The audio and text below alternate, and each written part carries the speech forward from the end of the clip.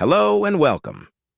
In this episode, we'll talk about the first human on Earth to hold the title of emperor, the greatest of Egypt's warrior kings, Thutmose III. He was a military leader who led 17 major campaigns and never lost a single battle. Before we start, we welcome our returning subscribers. And if you're here by chance, and this is your first video, please subscribe to the channel and turn on the notification bell so we can see you again. Let's dive into our topic. Archaeologists have nicknamed Thutmose III the sixth king of the 18th dynasty, the Napoleon of Egypt, because he was an unparalleled military strategist. But this nickname is unfair to Thutmose since Napoleon was defeated multiple times in his life, whereas Thutmose III never lost a single battle. Very few military leaders have lived undefeated lives. Thutmose I, founder of the 18th dynasty, never lost. Thutmose I, the first Egyptian king to cross the Euphrates, never lost. Alexander the Great never lost. And our revered Khalid ibn al-Walid fought about 200 battles without a single defeat. But Thutmose III holds the record as the only military leader to lead 17 major campaigns, conquering over 300 cities and towns without a single defeat and without sustaining a single war injury. Thutmose III, born Jehuti-Mes and crowned Menkhepere, was the son of King Thutmose II and a secondary wife, as the principal wife was Hatshepsut.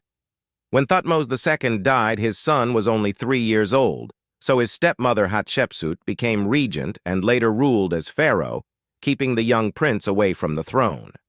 Thutmose III spent his childhood and youth in a dual role, divided between the priesthood and military training.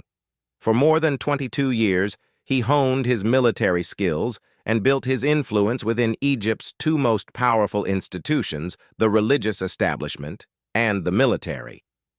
After these 22 years, Thutmose III rose to become the commander-in-chief of the army. In 1457 BCE, Hatshepsut died or mysteriously disappeared, leaving Thutmose III as the sole ruler of Egypt. Despite Hatshepsut ruling with an iron fist and commissioning many constructions, her 22-year reign was a time of peace and truce with neighboring countries, avoiding any wars.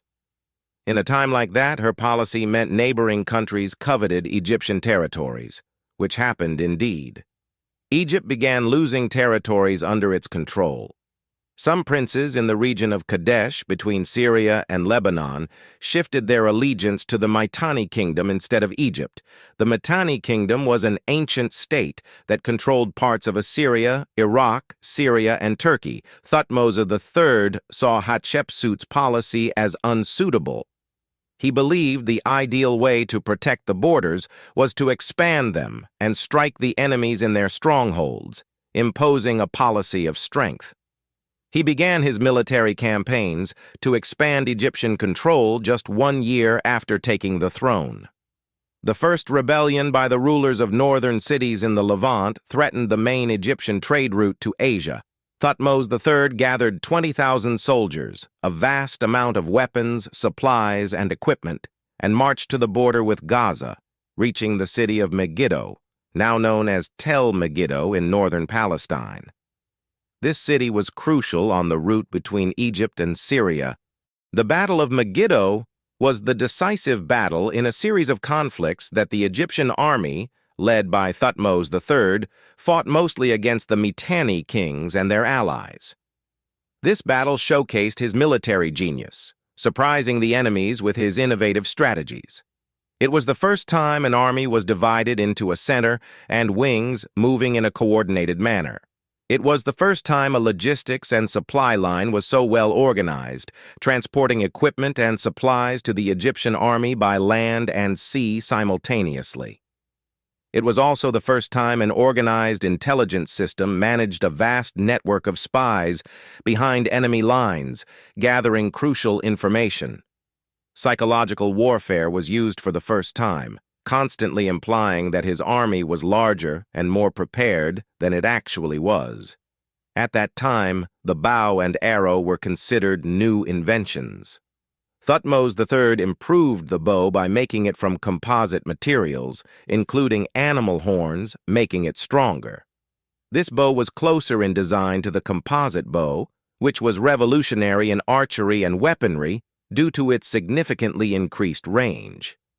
To protect his soldiers from enemy arrows, he made shields from animal hides. Officers and chariot drivers wore bronze armor. Egyptian chariots of that era were advanced, acting as swift-moving armored units. Egyptians had developed highly effective tactics for using these chariots in battle. Despite the use of chariots, most of Thutmose III's battles were fought face-to-face. Therefore, he created axes with long, flat, cutting blades, enhancing his infantry's ability to defeat enemies with lethal strikes. All these developments were revolutionary in warfare, weaponry, and combat of that era. Thutmose III prepared for the Battle of Megiddo with all these combat capabilities. When he reached Gaza, he camped at the base of Mount Carmel and met with his top generals. He learned that the Prince of Kadesh had gathered about 230 princes with their armies, and they were camping at Megiddo to stop his advance in the region. There were 3 routes to Megiddo. 2 were long but easy and expected by the enemy, and the third was short but difficult and risky, passing between 2 mountains. Any enemy force on the mountains could see Thutmose's army and ambush them. Despite the danger, Thutmose chose the third route because it would be completely unexpected by the enemy. He executed his plan, surprising the rebel forces waiting at the end of the easier route. The surprise forced the rebel king and his forces to flee, leaving their gold and silver chariots behind. However, instead of pursuing the rebels, Thutmose's soldiers stopped to gather the spoils, giving the rebels a chance to regroup.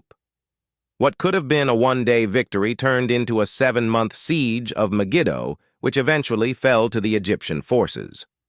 The city itself, along with all its riches, became spoils for the Egyptian soldiers. This is the part where you might ask about sources. The source, my friend, is the documentation of the battle recorded by a scribe named Cheneni, appointed by Thutmose III himself. If you want to check the source, head to the Karnak Temple, where the walls are inscribed with the exact history of these battles. The text details the number of captives, horses, stallions, chariots, armor, bows, cattle, and sheep that the Egyptian army captured in this single battle. Thutmose III was the first military leader to appoint a scribe to document his military campaigns daily, and every one of his 17 campaigns is known in detail, day by day, word by word.